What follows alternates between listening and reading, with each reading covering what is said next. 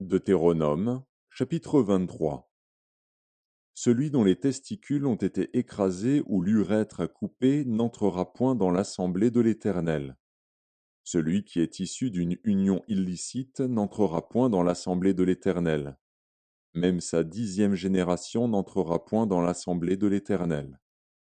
L'Ammonite et le Moabite n'entreront point dans l'assemblée de l'Éternel, même à la 10e génération et à perpétuité, parce qu'ils ne sont pas venus au-devant de vous avec du pain et de l'eau sur le chemin, lors de votre sortie d'Égypte, et parce qu'ils ont fait venir contre toi à prix d'argent Balaam, fils de Béor, de Pétor en Mésopotamie, pour qu'il te maudisse.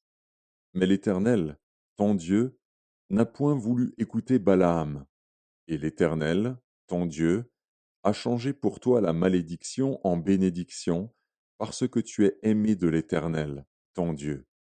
Tu n'auras souci ni de leur prospérité, ni de leur bien-être, tant que tu vivras, à perpétuité.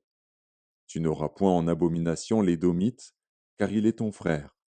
Tu n'auras point en abomination l'Égyptien, car tu as été étranger dans son pays. Les fils qui leur naîtront à la 3e génération entreront dans l'assemblée de l'Éternel.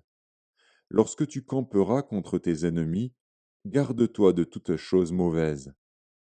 S'il y a chez toi un homme qui ne soit pas pur, par suite d'un accident nocturne, il sortira du camp et n'entrera point dans le camp.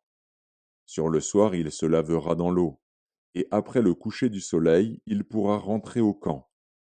Tu auras un lieu hors du camp, et c'est là, dehors, que tu iras.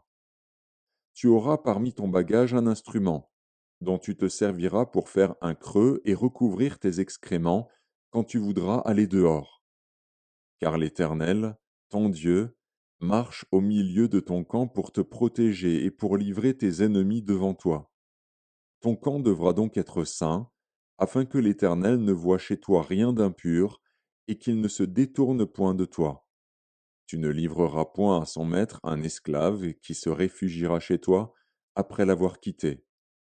Il demeurera chez toi, au milieu de toi, dans le lieu qu'il choisira, dans l'une de tes villes, où bon lui semblera. Tu ne l'opprimeras point. Il n'y aura aucune prostituée parmi les filles d'Israël, et il n'y aura aucun prostitué parmi les fils d'Israël. Tu n'apporteras point dans la maison de l'Éternel, ton Dieu, le salaire d'une prostituée ni le prix d'un chien, pour l'accomplissement d'un vœu quelconque, car l'un et l'autre sont en abomination à l'Éternel, ton Dieu.